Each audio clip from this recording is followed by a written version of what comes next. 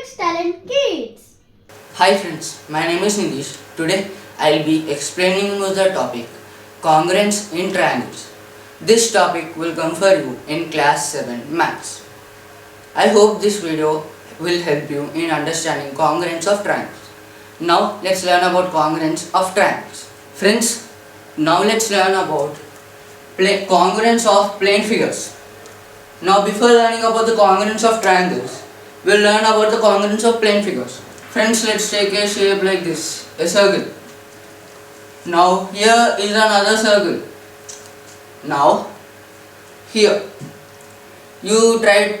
By the way, congruence means that the both are alike, the same size, the same width, everything. Now here this circle and this circle. Now you may have a doubt that these two sizes are equal, but how do you know it? That you believe in your instincts that both of them are equal. Here this is, let's take this as F1, this is F2. Now we think that F1 equals to F2 because of our instinct says. Now first we can say like that for plane figures because we won't have some correct measurement for some star. There was a star like this, another star like this. Now we can only just believe that both of them are in the same shape and size. Now for line segments, by the way, the line segment means a straight line. Here the line segment means that the distance. Now how do you find if a line segment is congruent to another? Let's take this as AB line segment, this as CD line segment. Here we don't know if AB is congruent to CD. Sometimes it may look congruent, but it doesn't. Now you would think like if you take this much and you keep it, it's almost the same, so you would think it's same, but it's not. Now for line segments like this, you take your scale, measure the distance, you keep it here again, you measure it. If the both are showing the same reading, then the both are congruent. For angles, let's take two angles like this. In this one, you took the protractor and measured, you got 40 degrees. In this one, you got 30 degrees. Now here you can tell that these two are not congruent because they don't have the same angle. Because here there is 40 degrees and here there is 30 degrees. 40 doesn't equal 30.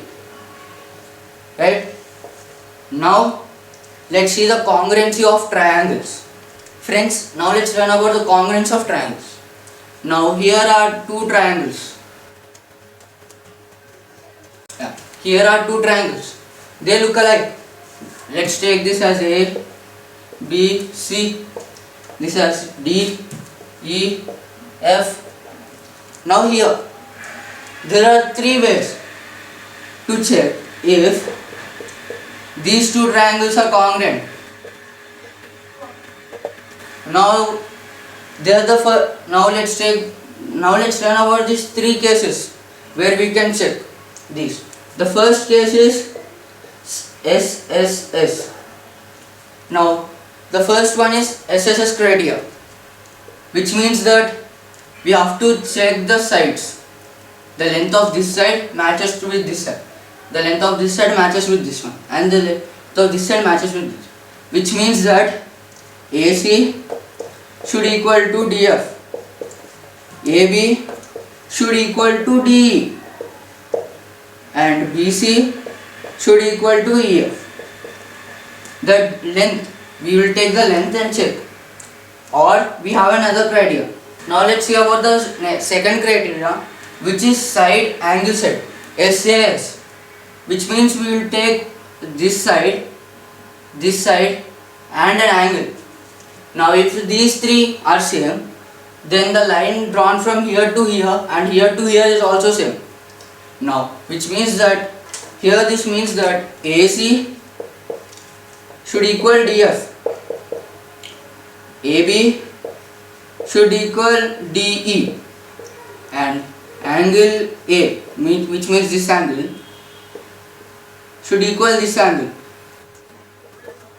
Now let's see about the next criteria. By the way, here this angle length should equal this angle length. Sorry, this angle measure should equal to this angle measure. This distance should match with this distance. This distance should match with this distance. This is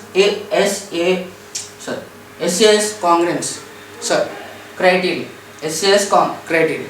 Now let's see about the third criteria, which is angle side angle. Yes. Here we have to take two angles and one. Now here these two. Here we have to take these two angles and these two angles. Now here angle A should equal to angle D in the third criteria. Now angle B should equal to angle E. Then we would have AB should equal to DE. This is the criteria. Angle side angle. Now the measure of angle A should equal to angle D. The measure of angle B should equal to measure of angle D. E. Then the distance of AB and the distance of DE should be the same. Now let's see our last criteria. Friends, now let's learn about the last criteria, which is RHS criteria. This criteria is only applicable for right angle triangles. Now this criteria we will only use for right angle triangles, which means the triangles which have a 90 degrees at one end. Those kind of triangles are called right angle triangles. Now let's see about the RHS criteria. Friends, now let's see about the RHS criteria.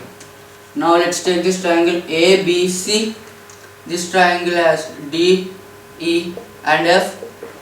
Now here this criteria we have to take this side 90 degrees, this side 90 degrees.